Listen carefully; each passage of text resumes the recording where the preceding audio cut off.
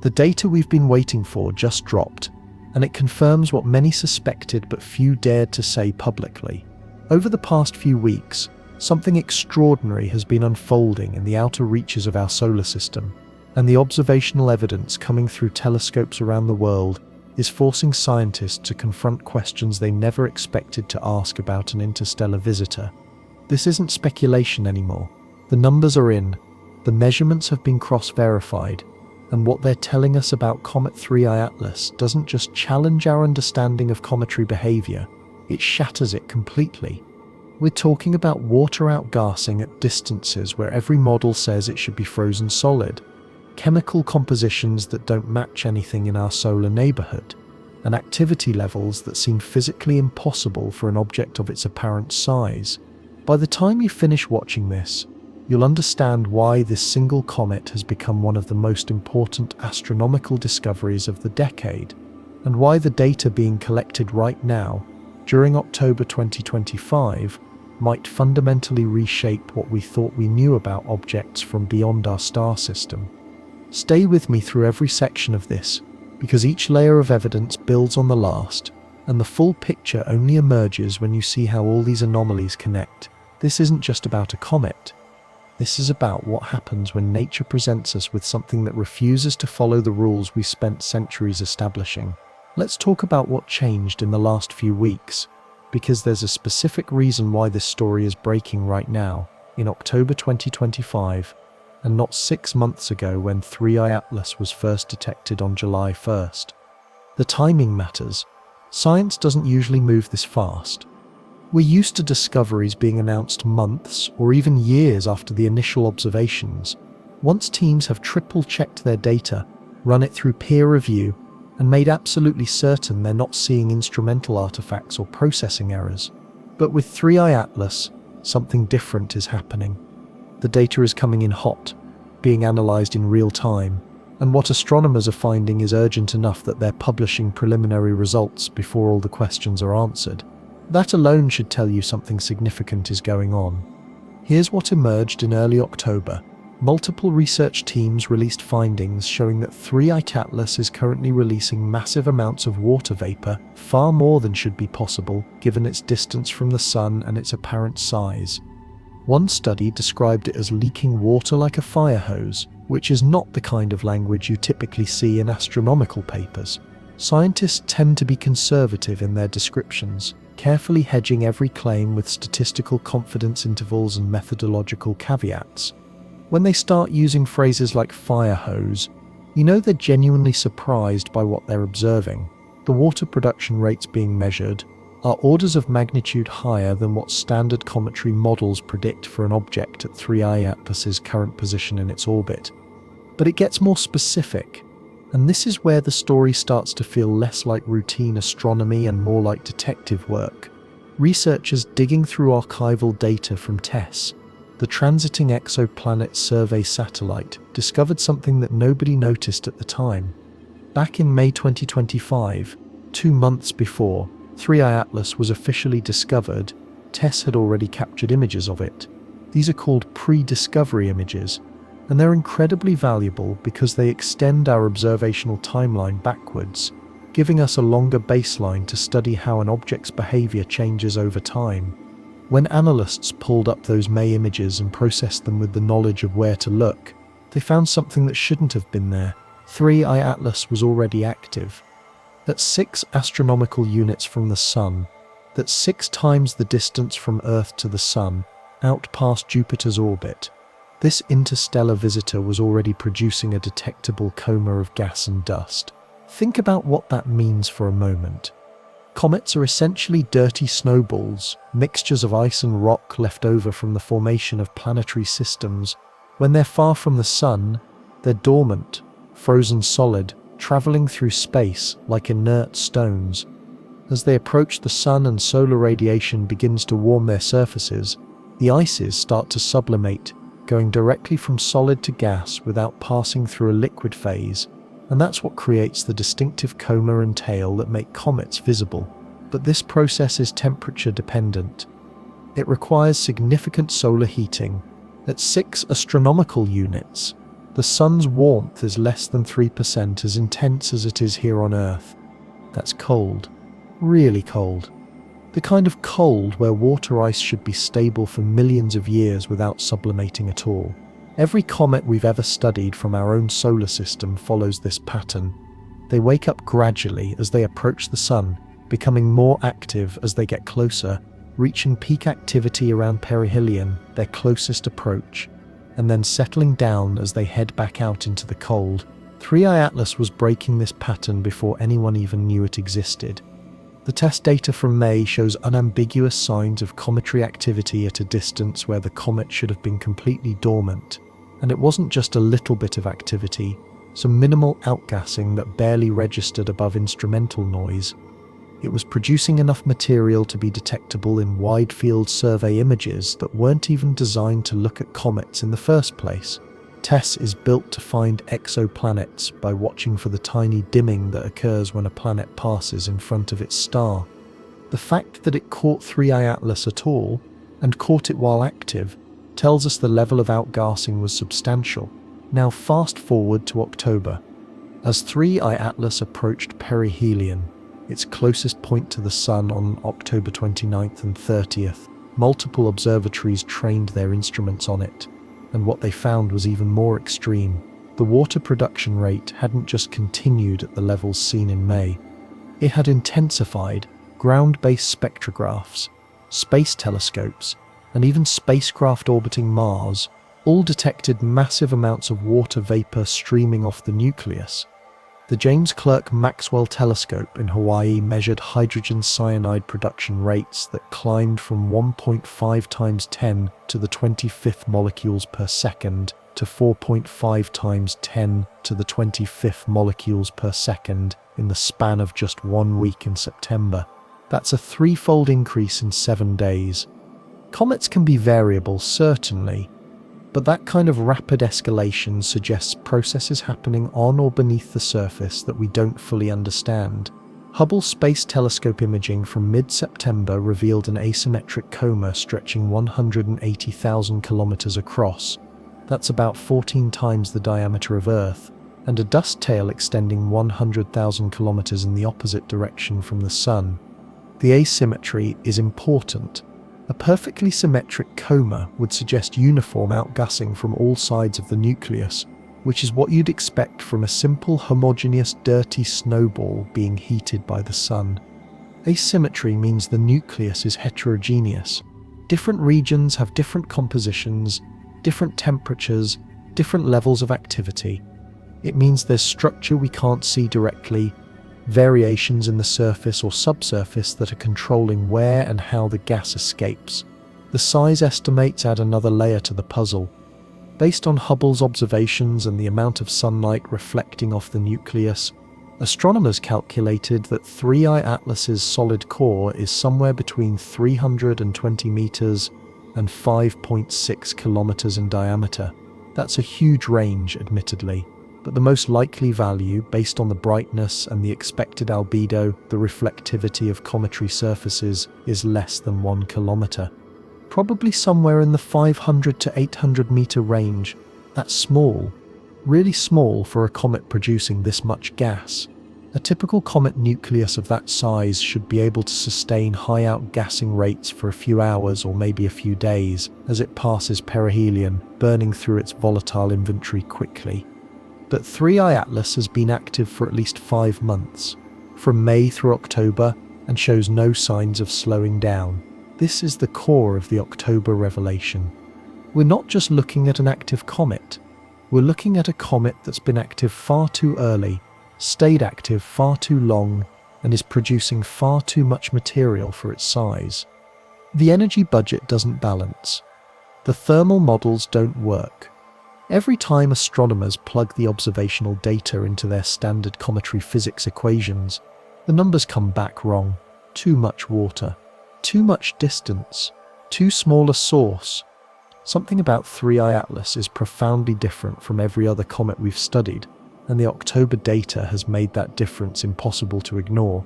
But understanding why it's different requires us to dig deeper into exactly what's coming off this object, and that takes us to the chemistry. the specific molecules being released, and what they tell us about where this visitor came from and what it's made of. Let's get into the chemistry, because this is where the story goes from unusual to unprecedented. When astronomers study comets, they don't just look at how bright they are or how big their tails grow. They use spectroscopy, breaking the light into its component wavelengths like a prism spreading sunlight into a rainbow to identify the specific molecules present in the coma. Different molecules absorb and emit light at characteristic wavelengths, creating a unique fingerprint that tells us exactly what gases are sublimating from the nucleus. It's remarkably precise. We can detect trace amounts of molecules, measure their relative abundances, and use those ratios to infer things about the comet's formation environment and thermal history. Every comet has its own chemical signature, a recipe that reflects the conditions in the protoplanetary disk where it formed billions of years ago. On August 6, 2025, the James Webb Space Telescope turned its near-infrared spectrograph, NIRISSPEC for short, toward 3I Atlas. JWST is the most powerful infrared observatory ever built, capable of detecting molecules that are completely invisible to ground-based telescopes because Earth's atmosphere blocks those wavelengths. The data came back within days, and when the science team analyzed it, they found something that made them recheck their calibrations. The ratio of carbon dioxide to water in 3I Atlas's coma was 7.6, plus or minus 0.3. Let me put that in context. In a typical solar system comet, water is the dominant volatile. It's usually the most abundant molecule by far, with carbon dioxide, carbon monoxide, methane, and other gases present in smaller amounts. A normal CO2 to H2O ratio might be somewhere between 0.1 and 1.0, meaning water is equal to or more abundant than carbon dioxide. Some comets are slightly CO2 rich, reaching ratios around 2 or 3, and those are already considered unusual, worth publishing papers about. 3I Atlas came in at 7.6. That's not just unusual, that's off the charts. The JWST team ran the statistics and found that this measurement sits 4.5 sigma above the trend line established by all previously observed comets, both from our solar system and from 2I/Borisov, the only other confirmed interstellar comet we've studied. In scientific terms, 4.5 sigma means there's less than 1 chance in 100,000 that this result is a statistical fluke. It's real. 3I Atlas is genuinely profoundly carbon dioxide dominated in a way that no other comet has ever been. Why does this matter? Because the relative abundances of different ices in a comet tell us about the temperature and radiation environment where it formed. Water ice is relatively easy to make. It condenses out of a protoplanetary disk at temperatures below about 150 Kelvin, which corresponds to a distance of a few astronomical units from a sun-like star. Carbon dioxide ice, on the other hand, requires colder temperatures, below about 80 Kelvin, which typically occurs farther out, beyond the snow line but within the CO2 ice line. The ratio between these two molecules can tell us whether a comet formed in the warmer inner regions of its birth system or the colder outer regions. High CO2 ratios suggest formation farther from the star, where carbon dioxide could freeze out efficiently while water remained relatively scarce. But there's another interpretation, and this is where things get genuinely strange. High CO2 ratios can also result from radiation processing. If a comet nucleus sits for millions of years in an environment where it's being bombarded by cosmic rays, high-energy particles zipping through interstellar space, those particles can break apart water molecules on and just beneath the surface, preferentially destroying the water ice while leaving the carbon dioxide relatively intact. This process, called radiolysis, is well understood in laboratory settings. You can take a sample of mixed ices, blast it with proton beams or ultraviolet radiation, and watch the water deplete while other species remain or even form from the broken molecular fragments. So which is it? Did 3I Atlas form unusually far from its parent star, in a frigid region where carbon dioxide dominated the ice composition from the start? Or did it form with a more normal composition, and then spend eons drifting through interstellar space, slowly being cooked by radiation until its surface layers became CO2 rich. The JWST team published both hypotheses in their preliminary analysis, careful not to favor one over the other without more data. But here's the thing that should make you sit up and pay attention. If the radiation processing hypothesis is correct, it means 3I Atlas has been traveling through interstellar space for a very long time, not thousands of years, not even millions, potentially tens or hundreds of millions of years, slowly accumulating radiation damage in the outer layers of its nucleus. That would make it one of the oldest, most pristine objects from another star system that we've ever had the chance to study up close. The chemical inventory doesn't stop with water and carbon dioxide. The JWST data also detected carbon monoxide, carbonyl sulfide, a sulfur-bearing molecule, and solid water ice grains mixed with dust particles in the coma. Ground-based telescopes added to the list. The Very Large Telescope in Chile detected cyanide, specifically the CN radical, and remarkably atomic nickel vapor. That's a metal. Metals don't sublimate at cometary temperatures unless they're bound up in very volatile carrier molecules that break apart in sunlight, releasing the metal atoms. The detection of nickel in cometary comae is rare but not unheard of. It's been seen in a handful of solar system comets, but finding it in an interstellar visitor adds another data point to the chemical profile, another clue about what this object is made of at a fundamental level. Compare this to 2I/Borisov, the previous interstellar comet that passed through our solar system in 2019. Borisov was remarkably ordinary. Its composition matched solar system comets almost perfectly, water-rich, with normal CO2 levels, normal CN production rates, normal everything. It was so normal that some astronomers joked it was disappointing. We'd waited decades for an interstellar comet, and when one finally showed up, it looked exactly like the comets we'd been studying all along. The implication was clear. Comet formation must be a universal process, producing similar objects regardless of which star system they form around. 3I Atlas destroys that neat picture. Here we have an interstellar comet that doesn't look like Borisov, doesn't look like solar system comets, doesn't look like anything in our existing database. Its K2 dominance, its extreme water production at impossible distances, its chemical fingerprint, all of it points towards something genuinely alien, not in the sense of artificial, but in the sense of being shaped by physical conditions we haven't encountered before. And that brings us face to face with a humbling truth. We've studied thousands of comets from our own solar system. We've built models that explain their behavior with extraordinary precision. We've sent spacecraft to rendezvous with them, land on them, sample their dust and gas.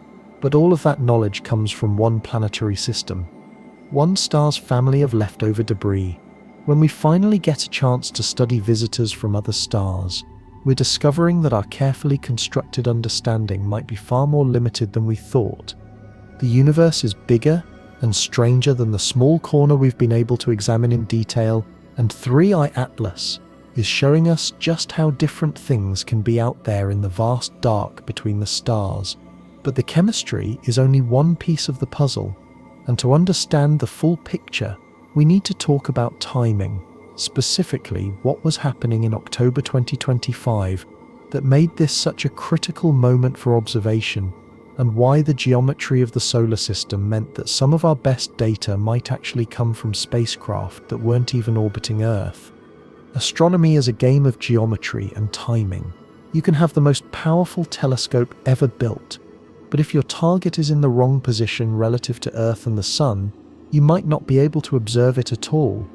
October 2025 presented exactly this kind of challenge for 3I Atlas, and understanding why requires us to think about orbital mechanics and the frustrating realities of trying to observe something that's on the opposite side of the Sun from where you're standing.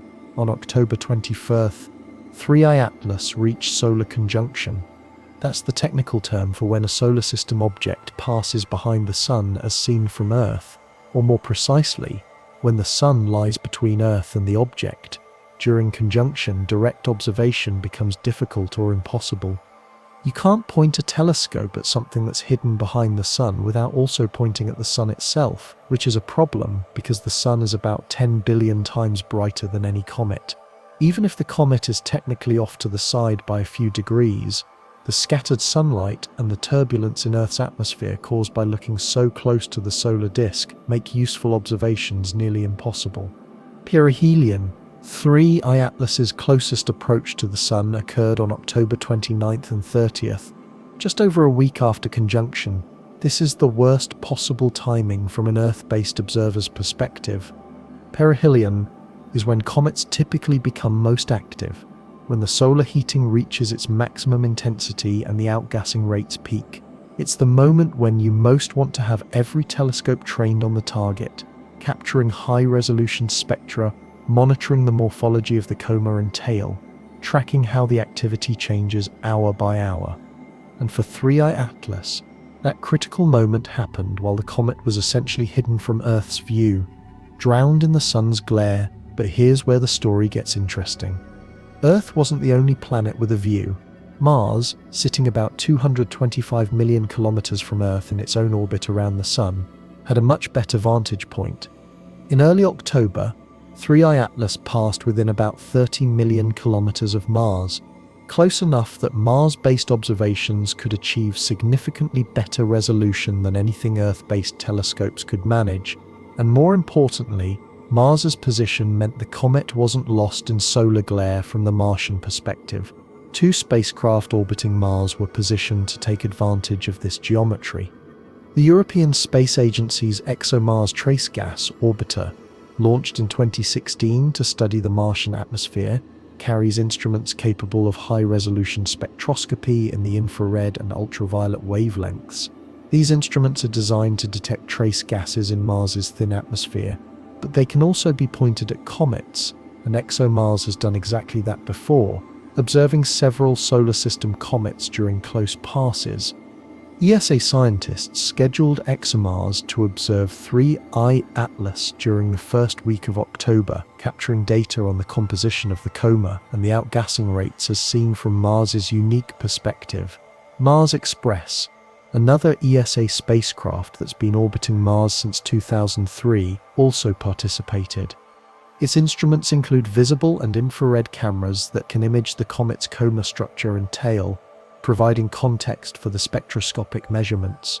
Together, these two spacecraft gave scientists a near-Mars viewpoint on an interstellar visitor during a critical phase of its close approach, gathering data that Earth-based observatories simply couldn't collect due to the conjunction geometry. Here's the part that should make you lean forward. From Mars's perspective during perihelion, 3I Atlas could have reached magnitude 11. That doesn't mean much if you're not familiar with the magnitude scale, so let me translate. Magnitude 11 is bright enough to be visible in a decent backyard telescope from Earth's surface, easily detectable by spacecraft instruments, and bright enough for detailed spectroscopy, with exposure times measured in seconds rather than hours. For comparison, during the same period, as seen from Earth, 3I Atlas was lost in the sun's glare and effectively unobservable. Mars had front-row seats to the main event, while Earth was stuck with an obstructed view. This creates a fascinating situation. Some of the best data we have about 3I Atlas, during its most active period, comes from spacecraft that weren't even designed with interstellar comets in mind, operated by teams whose primary mission is studying another planet entirely. Science is full of these kinds of opportunistic observations, where instruments built for one purpose get repurposed for another because they happen to be in the right place at the right time. But it also creates a data release timeline that's different from what you might expect. When Earth-based observatories make observations, the data typically gets processed and released relatively quickly. Professional astronomers have well-established pipelines for handling images and spectra, and because there are so many observatories and so much institutional infrastructure around Earth-based astronomy, the data flows fairly rapidly from the telescope to the science team to the broader community. Spacecraft data is different. It has to be downlinked from Mars to Earth, which happens during scheduled communication windows.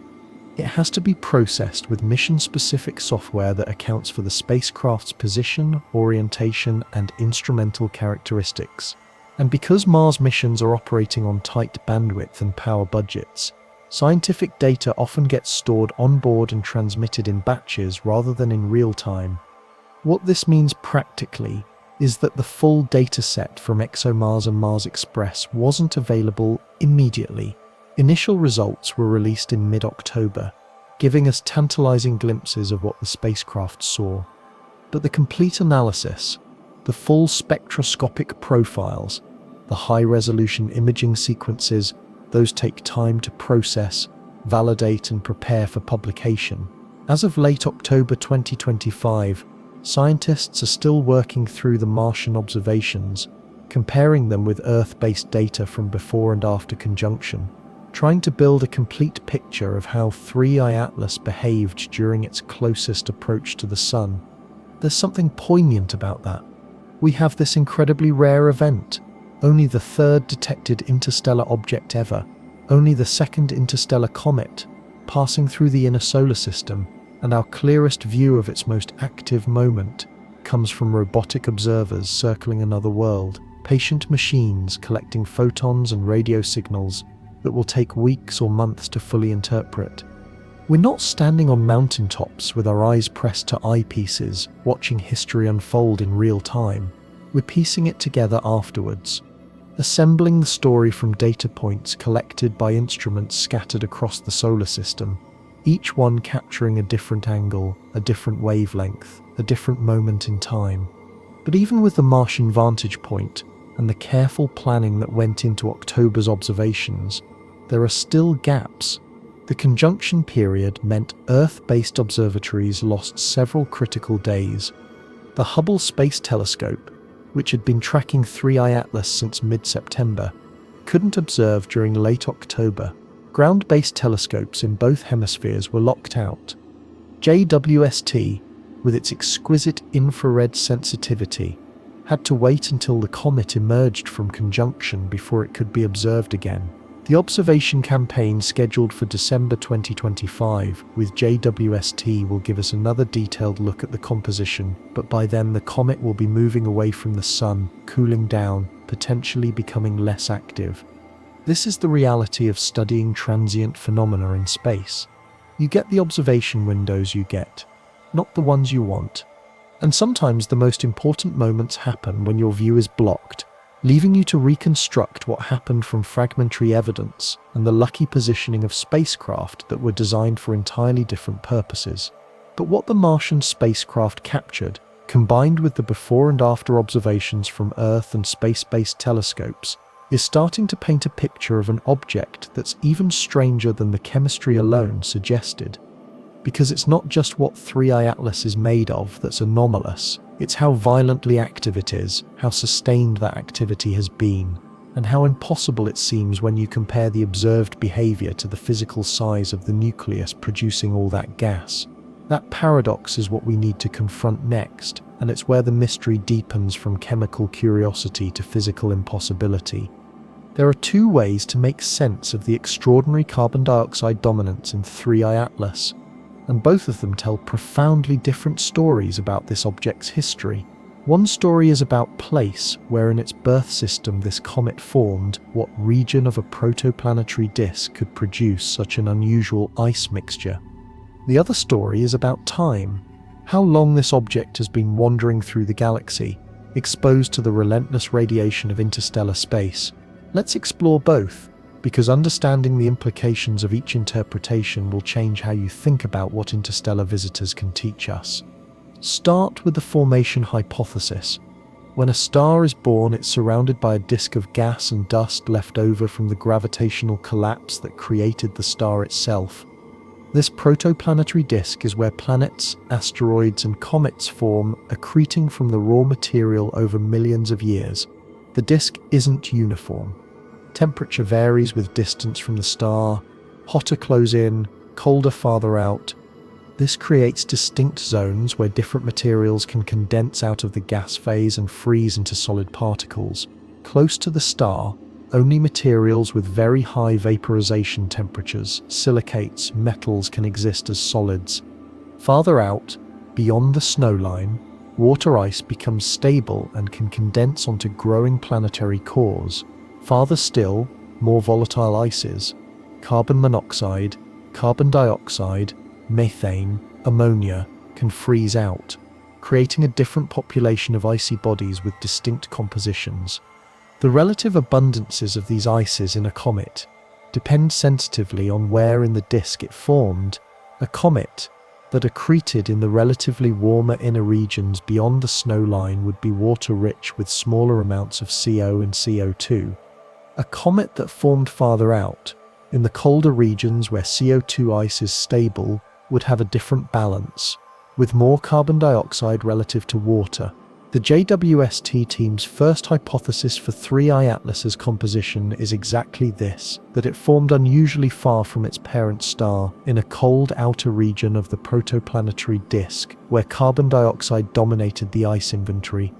If that's true, it tells us something important about the architecture of the planetary system 3I Atlas came from. It suggests that system had an extended disk with substantial material at large distances, cold regions where CO2-rich comets could form in abundance.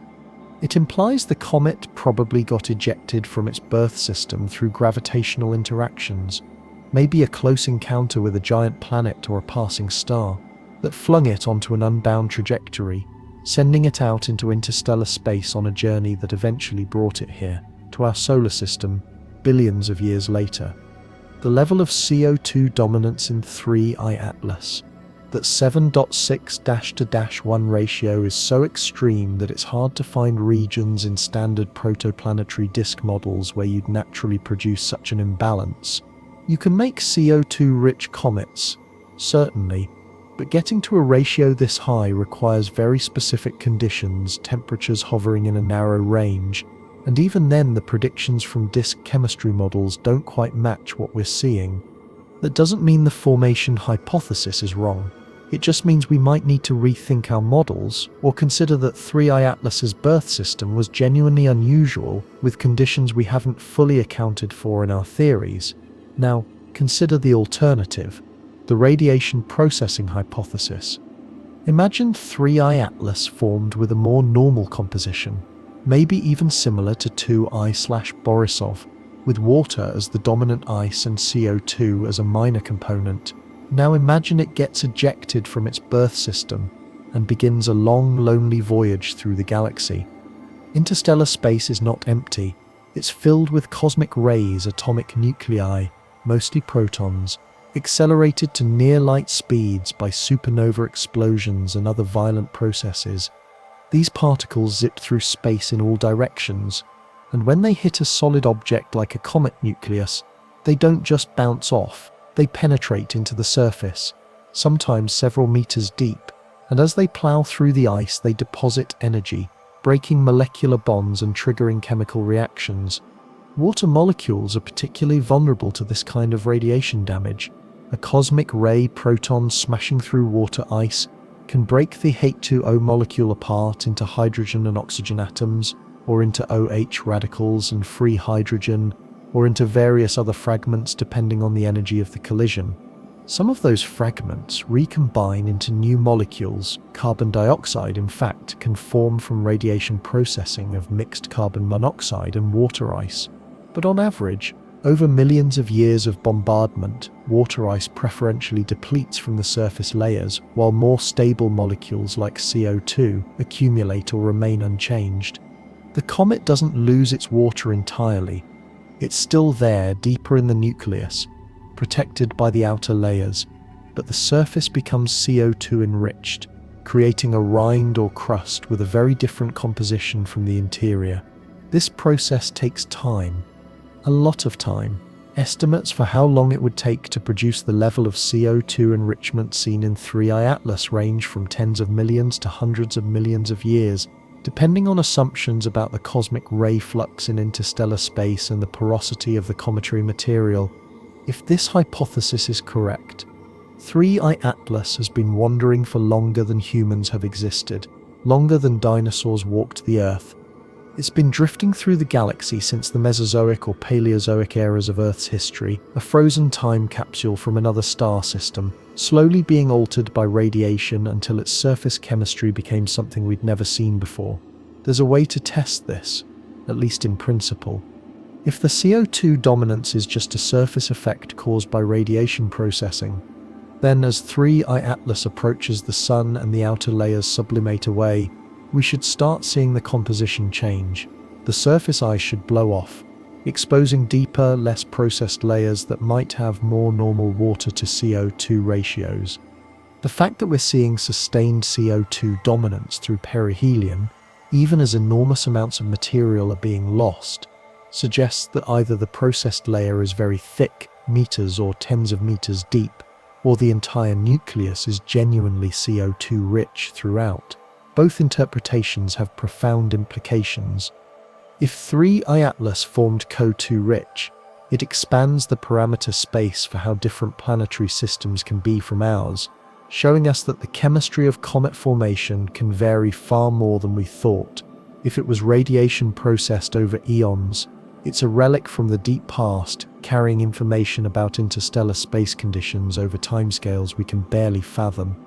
Either way, this single comet is teaching us things we couldn't learn any other way, things you can't figure out by studying solar system objects alone, because solar system objects all formed in the same disk under the same star's influence with the same starting conditions. And then there are the other molecules, the carbon monoxide, the carbonyl sulfide, the cyanide compounds, the nickel vapor. Each one adds another piece to the puzzle. OCS, for example, is a sulfur-bearing molecule that's relatively rare in comets and tells us about the sulfur chemistry in the formation environment. TCN production is a proxy for organic complexity, hinting at the reservoir of carbon-nitrogen compounds that existed in the protoplanetary disk. Nickel suggests either thermal processing that concentrated metal atoms at the surface or the presence of volatile nickel-bearing molecules that we don't fully understand. Layer by layer, molecule by molecule, 3I Atlas is revealing its composition, and with each new detection we're forced to refine our picture of what this thing is and where it came from. But composition is only half the story.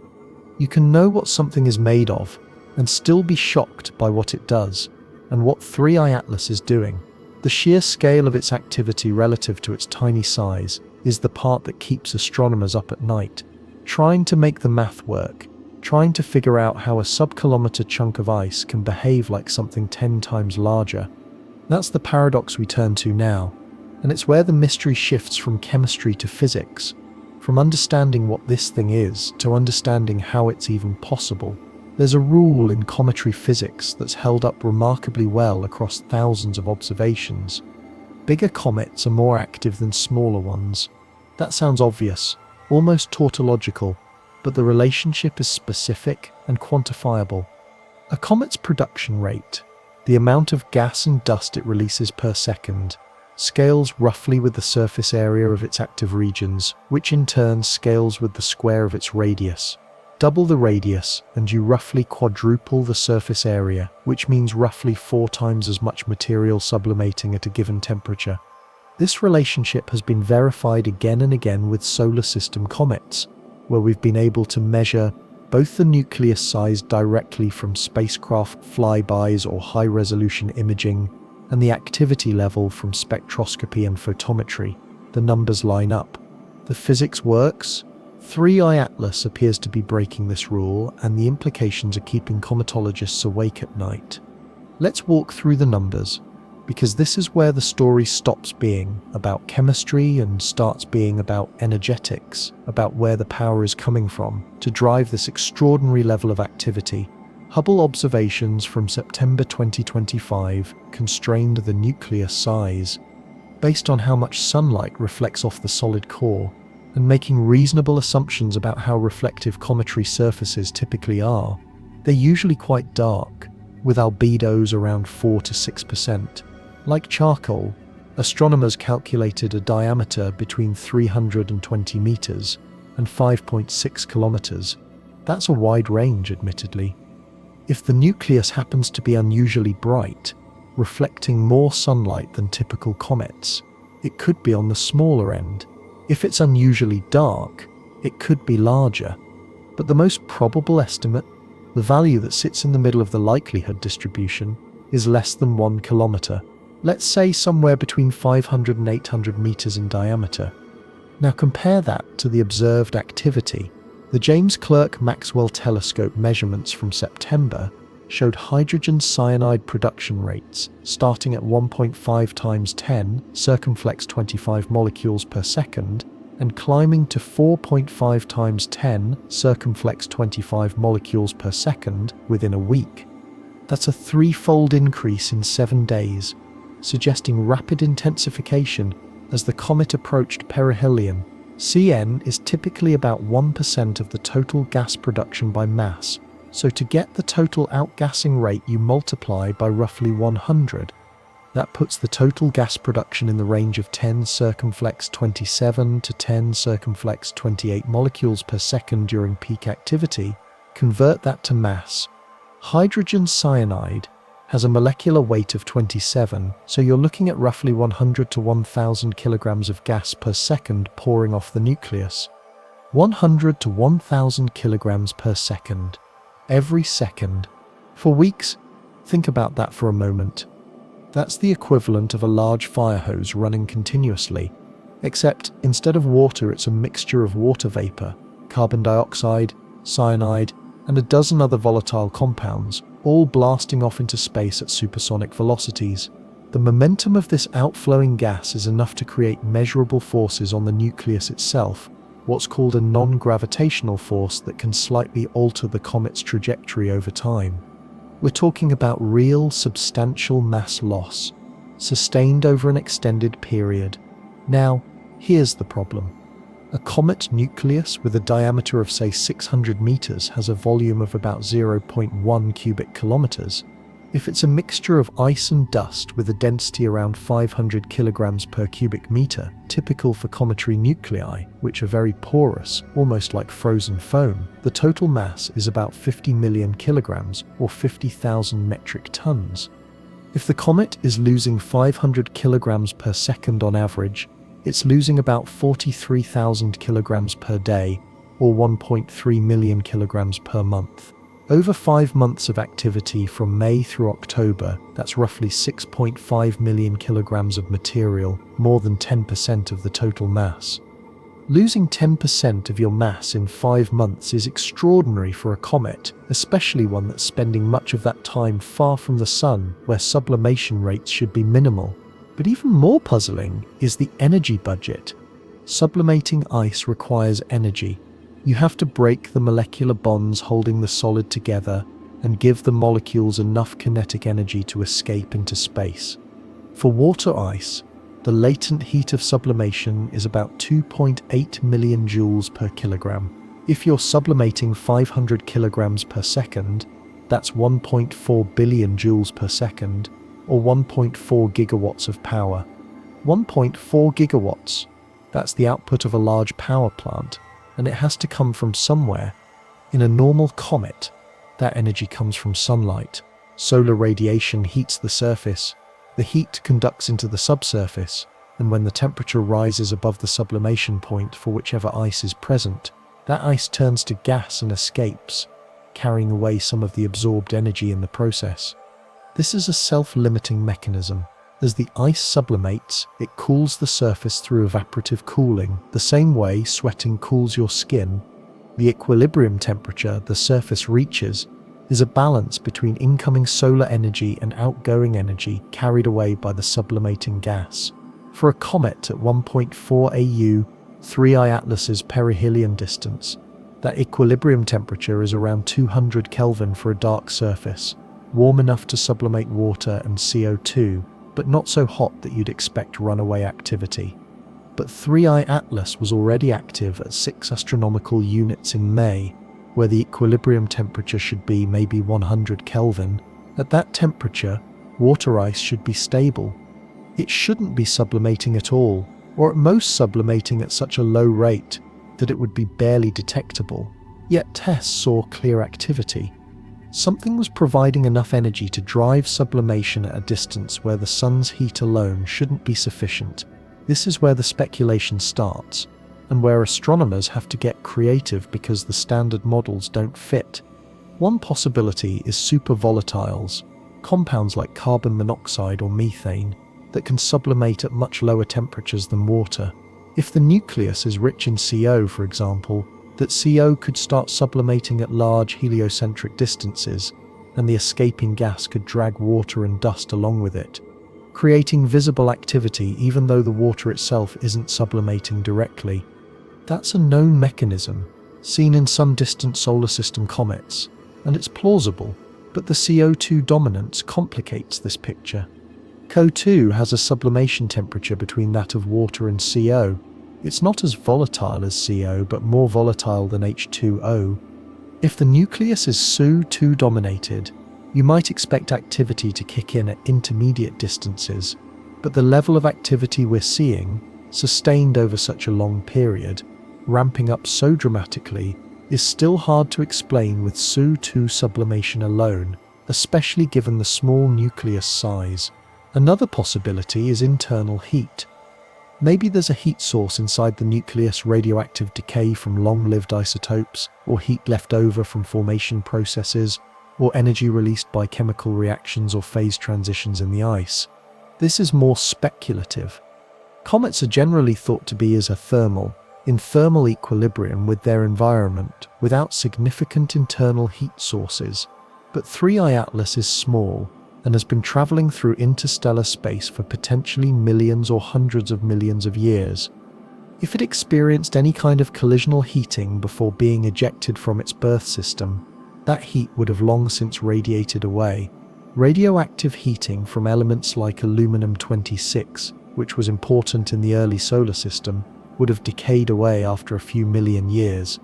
There's no obvious source of internal heat that could sustain this level of activity.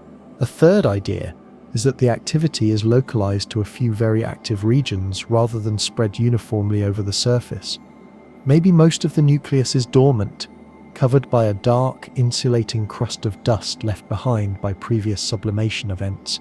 But there are a few exposed patches of pure ice, maybe cracks or vents where gas is streaming out at high velocity. This kind of heterogeneity could allow a small nucleus to appear more active than its size would suggest, because all the sublimation is concentrated in a small area where the ice is directly exposed to sunlight. The asymmetric coma structure seen in the Hubble images supports this idea. Asymmetry means non-uniform activity, and non-uniform activity means localized sources. But even with localized venting, you still have to get the energy in, and you still have to explain why those vents are so productive for so long without sealing themselves shut. On many comets, active vents are short-lived. The escaping gas drags dust with it, and that dust can redeposit around the vent, gradually choking it off until sublimation shifts to a different location. The fact that 3I Atlas has sustained high activity from May through October suggests either it has many vents operating in parallel, or the vents are somehow self-sustaining, kept open by the force of the escaping gas or by continuous thermal erosion of the ice. There's one more possibility that gets mentioned in hushed tones at conferences, though nobody likes to say it out loud because it sounds too exotic. What if there's energy being released by chemical reactions in the coma? Cometary ices aren't just pure compounds. They're mixtures, often including radicals and metastable molecules that formed in the cold environment of the protoplanetary disk and have been frozen in place ever since. When that ice sublimates and the molecules are suddenly free in the sunlight, some of them might react exothermically, releasing heat. That heat could drive further sublimation, creating a feedback loop. It's speculative, and there's no hard evidence for it, but when the standard models don't work, you have to consider alternatives. What we're left with is a comet that doesn't fit, too active for its size, too active for its distance when first detected, too sustained in its activity, to be a brief outburst. Every time astronomers try to model it with standard cometary physics, the numbers come back wrong, and they have to add another adjustable parameter or another physical mechanism to make the observations match the theory. And maybe that's the point. Maybe 3i Atlas is teaching us that our standard cometary physics, built on thousands of observations of solar system comets, isn't as universal as we thought. Maybe interstellar comets play by different rules, shaped by different formation conditions and different evolutionary histories. Or maybe this one comet is just genuinely weird, an outlier even among interstellar visitors, and we got extraordinarily lucky to catch it during its brief pass through our neighborhood. Either way, the activity paradox is real, and it's forcing a reckoning with assumptions we've held for decades about how comets work, what drives their behavior, and what we should expect when we finally get to study objects from other star systems in detail. Now, you might have heard speculation earlier this year about whether 3i Atlas's trajectory suggested something more than just a natural comet, and that controversy is worth addressing directly, not because the claims had merit, but because the way they were debunked tells us something important about how to distinguish real scientific mysteries from sensationalized speculation, and why it matters to get that distinction right. In late July 2025, just a few weeks after 3i Atlas was first detected, a paper appeared proposing that the comet's trajectory might indicate an artificial origin. The author was Avi Loeb, a Harvard astronomer who had previously gained notoriety for suggesting that Oumuamua, the first confirmed interstellar object detected in 2017, could be an alien probe rather than a natural asteroid. The new claim about 3i Atlas centered on its orbital alignment with the ecliptic plane, the flat disk in which Earth and most other solar system planets orbit. According to the paper, this alignment was statistically unlikely for a natural object arriving from interstellar space, and therefore might indicate that 3i Atlas was an artificial spacecraft deliberately targeting the inner solar system. The response from the astronomical community was swift and overwhelmingly critical. Within days, multiple astronomers had published detailed rebuttals pointing out fundamental errors in the statistical analysis and explaining why the trajectory alignment was, in fact, not improbable at all. This episode is worth examining not because the artificial hypothesis had any validity, it didn't, but because it's a perfect case study in how extraordinary claims require extraordinary evidence, and how the scientific process of peer scrutiny works to separate signal from noise. Let's start with what aligned with the ecliptic actually means. 3i Atlas's orbit is inclined to the ecliptic plane by about 12 degrees. That means if you draw the comet's path through the solar system and compare it to the plane in which Earth orbits, the two planes intersect at an angle of 12 degrees. That's a relatively low inclination. For comparison, comets from the Oort cloud, the vast reservoir of comets surrounding the solar system at enormous distances, arrive from random directions with no preferred alignment. Their inclinations are uniformly distributed from 0 to 180 degrees. If you pick a random Oort cloud comet, it's just as likely to have an inclination of 80 degrees or 120 degrees as it is to have an inclination near 0. Interstellar objects, however, aren't coming from the Oort cloud. They're coming from interstellar space, approaching the Sun from directions determined by the local motion of stars in the galaxy. The key insight, and this is what the original speculation missed, is that the solar system itself is moving through the galaxy.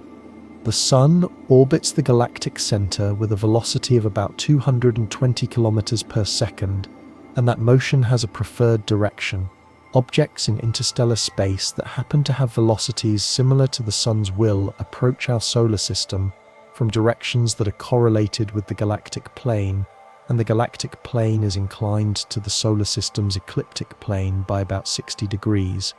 When you work through the geometry properly, accounting for the Sun's motion and the distribution of stellar velocities in our galactic neighborhood, you find that interstellar objects should preferentially arrive with inclinations that are lower than the 0 to 180 degree uniform distribution you'd see from the Oort cloud. Not extremely low, not all clustering right at the ecliptic, but with a bias toward moderate inclinations. 12 degrees is well within the expected range. In fact, given the observed distribution of stellar velocities and the direction of the solar system's galactic orbit, an inclination around 10 to 30 degrees is the most likely outcome for a randomly arriving interstellar object. Chris Lintott, an astronomer at Oxford, calculated the probability explicitly and found that about 20% of interstellar objects should have inclinations within a few degrees of what 3I Atlas has, 1 in 5. That's not rare, that's not statistically suspicious. That's exactly what you'd expect from a natural interstellar visitor. The original claim that the alignment was improbable had used an incorrect reference distribution, comparing 3I Atlas to Oort cloud comets rather than to the proper model for interstellar arrivals. It was a statistical error, and an elementary one at that. Darrell Seligman, a cometary scientist who has published extensively on interstellar objects, wrote a detailed Twitter thread explaining the geometry and the statistics, concluding that there was no basis for the artificial hypothesis. Scott Manley, a popular science communicator with a background in orbital mechanics, made a video breaking down the math for a general audience.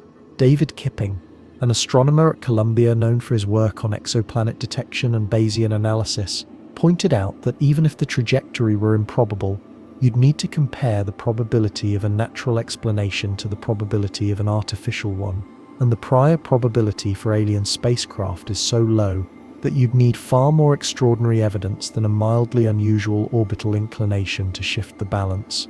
The scientific consensus was overwhelming. 3I Atlas is a comet. Its trajectory is consistent with natural origins. Its orbital alignment is not anomalous. The artificial hypothesis was based on a misunderstanding of the statistics and was not supported by the evidence. By early August 2025, the controversy had largely faded from professional discourse, dismissed as speculation that hadn't survived peer scrutiny. So why bring it up now? Because this episode highlights a crucial distinction that matters deeply when you're trying to make sense of astronomical phenomena. There are real mysteries about 3I Atlas. The CO2 dominance, the sustained activity, the water production at large distances, the energy budget paradox. These are genuine scientific puzzles that challenge our models and demand explanations. They're the kinds of mysteries that drive research forward, that force us to refine our theories and consider new physical mechanisms. But they're not evidence of anything artificial or extraterrestrial in the sense of intelligent design. They're evidence of natural processes we don't yet fully understand, which is a very different thing. Distinguishing between these two categories, between we don't understand this natural phenomenon and this might not be natural at all, is critical to doing good science. The first invites investigation, hypothesis testing, and incremental progress toward better models. The second, when invoked prematurely without sufficient evidence, can derail serious inquiry by attracting media attention and public speculation that drowns out the actual scientific work. It's not that we should rule out all extraordinary explanations a priori. Science has to be open to surprising discoveries, but the evidentiary bar for extraordinary claims is rightly very high, and trajectories that fall within expected distributions don't meet that bar. The actual orbital parameters of 3I Atlas are well determined and thoroughly unremarkable, apart from the fact that the orbit is hyperbolic, meaning the comet is gravitationally unbound from the Sun. The excess velocity, the speed at which the comet was traveling relative to the Sun before entering the solar system, is about 58 kilometers per second. That's typical for objects with interstellar origins, consistent with the velocity dispersion of stars in our part of the galaxy. The perihelion distance is 1.4 astronomical units, which put it inside the orbit of Mars, but outside Earth's orbit, close enough to get significant solar heating, but not unusually close. The closest approach to Earth was about 1.8 AU on October 4, 2025, which is more than 250 million kilometers away, far too distant to pose any collision hazard. If you plot 3I Atlas's trajectory through the solar system, it's a straightforward hyperbolic arc. The comet coming in from the direction of the constellation Lyra, swinging around the Sun, and heading back out toward the constellation Columba. There's no evidence of trajectory adjustments, No unexplained accelerations beyond the non-gravitational forces caused by cometary outgassing. No mysterious maneuvers. It's behaving exactly as a chunk of ice on a ballistic trajectory should behave, obeying Newton's laws and the rocket effect from sublimating gas. This is what science looks like when it's working properly. A claim is made. The claim is scrutinized. Errors are identified and corrected. Evidence is weighed. Consensus emerges based on the strength of the data and the rigor of the analysis. The artificial hypothesis for 3I Atlas failed not because the scientific community is closed-minded, but because it was built on a statistical mistake and lacked supporting evidence. The genuine mysteries, the ones that remain unsolved, are the ones where the data is solid, the observations are repeatable, and the standard models genuinely don't fit. Those are the mysteries we're left with. A comet that's Suku 2 dominated to an unprecedented degree, a nucleus that's producing gas like something far larger, activity that started far too early and has sustained far too long. These aren't whispers of alien technology. They're shouts from nature, telling us our textbooks are incomplete, our models are too narrow, and the universe is bigger and stranger than we've accounted for. And that's exactly the kind of mystery worth chasing, because solving it won't just tell us about one weird comet. It will tell us about the diversity of planetary systems, the chemistry of star formation, the physics of small icy bodies, and how much variety exists out there in the vast dark between the stars where we've barely begun to look.